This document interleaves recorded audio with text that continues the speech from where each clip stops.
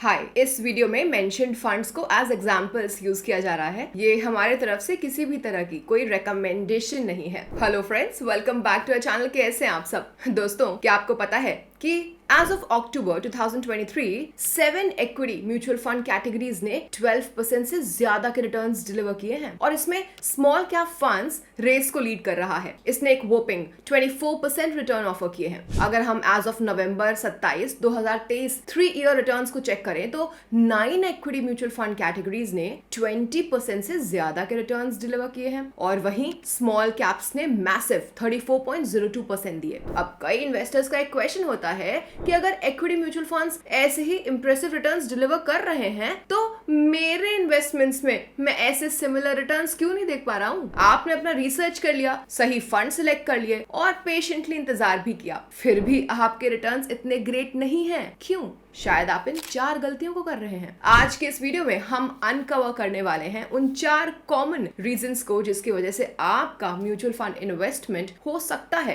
As expected perform ना कर रहा हो। लेकिन रुकिए, इसके पहले कि हम वीडियो में जंप इन करें, अगर आपको ये वीडियो इंटरेस्टिंग लग रही हो तो इसे थम्स अप दे दीजिए, इसे शेयर कर दीजिए और ऐसे ही इंसाइटफुल कंटेंट के लिए इस चैनल को सब्सक्राइब भी कर लीजिए।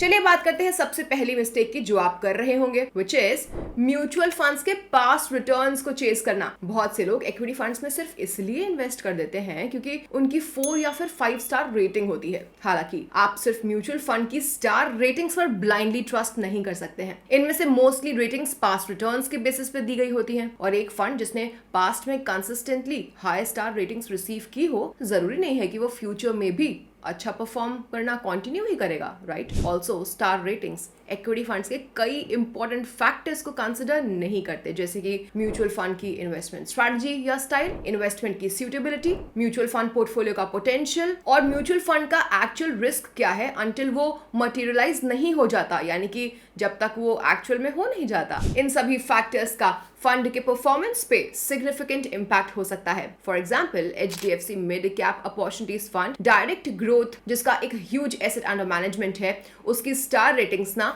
4 स्टार से 3 स्टार फॉल हो गई थी 2019 में। अब अगर आपने सिर्फ स्टार रेटिंग्स के बेसिस पे इन्वेस्ट किया होता तो आप तो डेफिनेटली डर गए होते और फंड से एग्जिट कर लिया होता। हालांकि इसकी रेटिंग्स 2023 में वापस 4 स्टार्स पर रिबाउंड हो गई थी। तो अगला सवाल ये है कि क्या सिर्फ स्टार रेटिंग्स गिर गई हैं, इस बेसिस पे आपको इक्विटी फंड से एग्जिट कर जाना चाहिए? देखिए, 10 सालों में ना इवन टॉप परफॉर्मर्स ने अपने स्टार रेटिंग में बिलो 3 स्टार्स का फॉल देखा होगा, लेकिन वो ओवर टाइम बाउंस बैक कर सकते हैं। For example, equity funds under perform कर सकते हैं अगर उनकी इन्वेस्टमेंट स्टाइल कुछ वक्त के लिए ही सही आउट ऑफ फैशन हो गई हो तो। ध्यान रहे, स्टार रेटिंग्स के साथ साथ फंड के Sharpe ratio, beta, standard deviation, Sortino ratio etcetera को भी देखें राइट इक्विटी फंड्स पिक करने के लिए। चलते अपनी सेकंड मिस्टेक की तरफ, म्यूचुअल फंड पोर्टफोलियो को ओवर डाइवर्सिफाई करना। अब आप हो सकता है बिलीव करते हो कि पोर्टफोलियो में बहुत सारे इक्विटी म्यूचुअल फंड स्कीम्स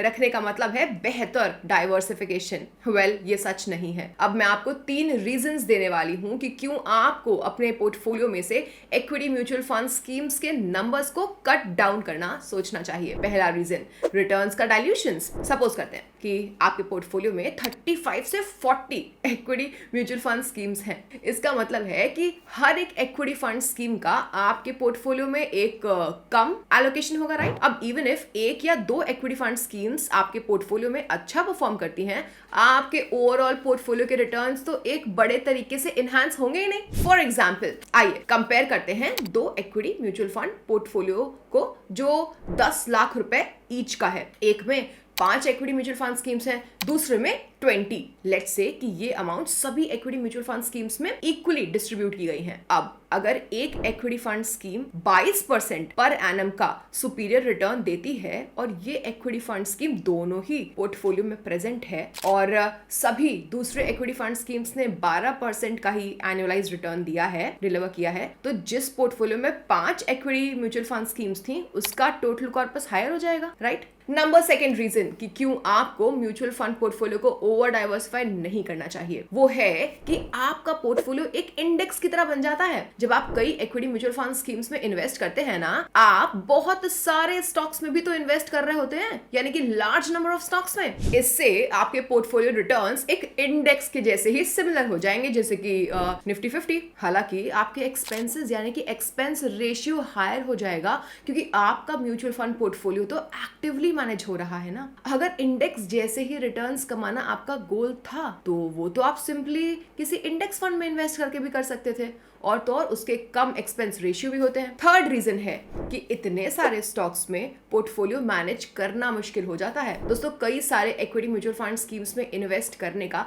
ये एक काफी ऑब्वियस डाउनसाइड है। आप हर एक इंडिविजुअल स्कीम्स की परफॉर्मेंस को नहीं ट्रैक कर पाएंगे, और जब वो एक ज्यादा लंबे समय के लिए अच्छा परफॉर्म नहीं कर रहे होंगे तो आप एग्जिट भी नहीं कर पाएंगे। फ्रेंड्स, आप इस fund picker portfolio overlap tool को ट्राई कर सकते हैं दो इक्विटी फंड के पोर्टफोलियोज को कंपेयर करने के लिए, यानी कि ये जानने के लिए कि इन दो इक्विटी फंड के पोर्टफोलियो में कितने हद तक कॉमनैलिटी है, यानी कितने कॉमन स्टॉक्स हैं। आप फंड पिकर टूल पर क्लिक करिए। तो जैसे कि आप स्क्रीन पे देख सकते हैं, हमने चूज किया है एक तरफ Canara Robeco blue chip equity fund versus axis flexi cap fund. ये हमने एक रैंडम एग्जांपल की तरह चूज किया है पोर्टफोलियो ओवरलैप को चेक करने के लिए। आप देख सकते हैं कि इन दो इक्विटी म्यूचुअल फंड स्कीम्स के बीच अराउंड 65 से 70% कॉमन स्टॉक्स हैं इनके पोर्टफोलियोज में। इन दो इक्विटी फंड स्कीम्स के बीच 51% का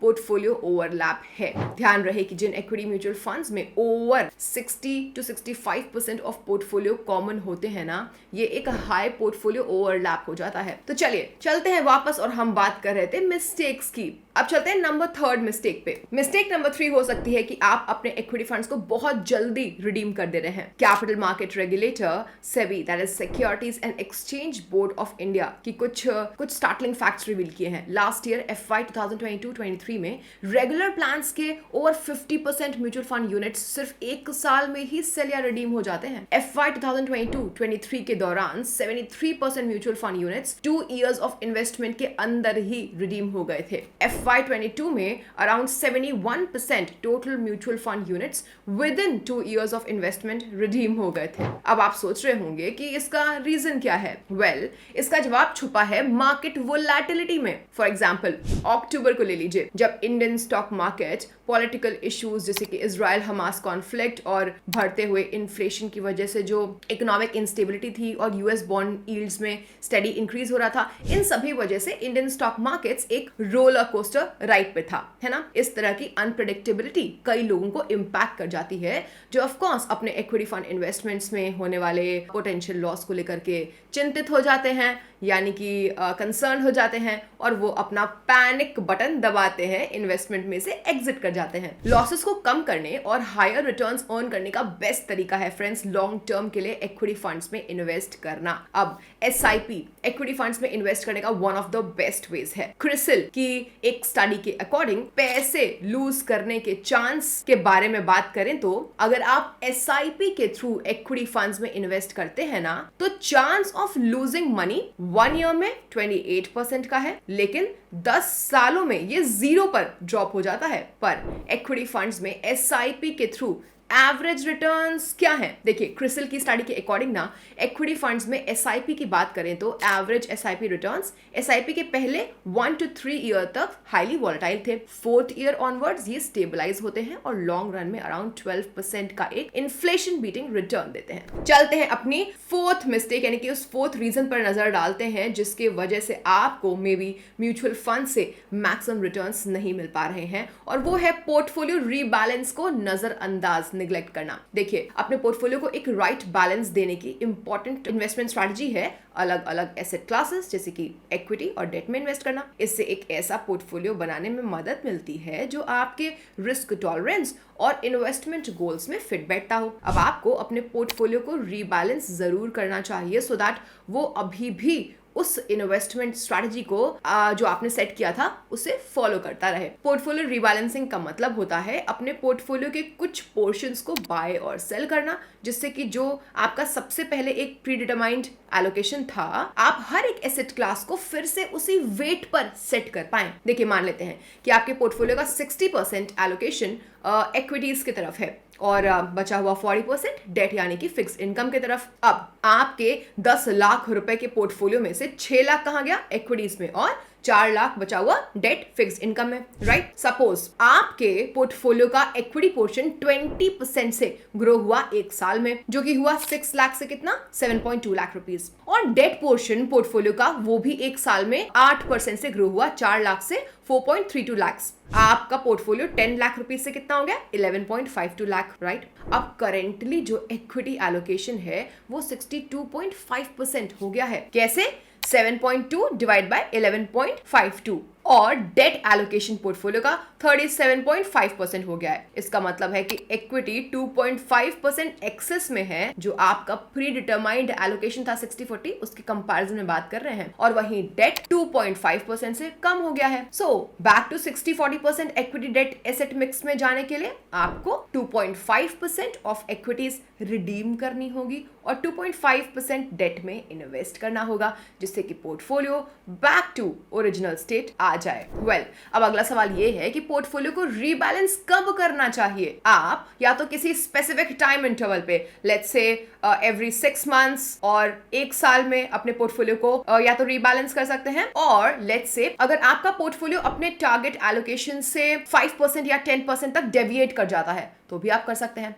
ध्यान रहे कि अगर आप पोर्टफोलियो को पीरियोडिकली रीबैलेंस नहीं करते हैं तो ये आपके रिस्क प्रोफाइल को मैच नहीं करेगा और फाइनेंशियल गोल्स तक पहुंचने में आप स्ट्रगल कर जाएंगे। फ्रेंड्स, अब हम अपने कंक्लूजन पे आ चुके हैं and there you have it friends. हमने अभी उन 4 कॉमन रीजंस को अनकवर कर लिया आपके सामने कि आखिर क्यों आपके म्यूचुअल फंड्स एज एक्सपेक्टेड अच्छा परफॉर्म नहीं कर रहे हैं। ध्यान रहे, इन्वेस्टिंग मतलब सिर्फ पास्ट परफॉर्मर्स को या उनकी स्टार रेटिंग्स को चेस करना नहीं होता। इट्स ऑल अबाउट अंडरस्टैंडिंग कि आपके रिस्क क्या है, अपनी रिसर्च करना और सही म्यूचुअल फंड्स को पिक करने का इन्फॉर्म्ड डिसीजन लेना, और फिर विनर्स के साथ लॉन्ग टर्म तक बने रहना। हालांकि डाइवर्सिफिकेशन अच्छी बात है, लेकिन ओवर डाइवर्सिफिकेशन से आपके रिटर्न्स डाइल्यूट हो सकते हैं और कॉस्ट्स भी बढ़ सकती है। इसलिए वाइजली चूज करिए और स्मार्टली इन्वेस्ट करिए। That's all for today's video. और अगर आपको ये वीडियो यूजफुल लगी है, इस वीडियो को प्लीज थम्स अप जरूर दीजिए, अपने फ्रेंड्स के साथ शेयर कर दीजिए, और रिमेंबर, ऐसे ही इंसाइटफुल कंटेंट के लिए चैनल को सब्सक्राइब भी कर दीजिएगा। Until next time, happy investing, bye bye.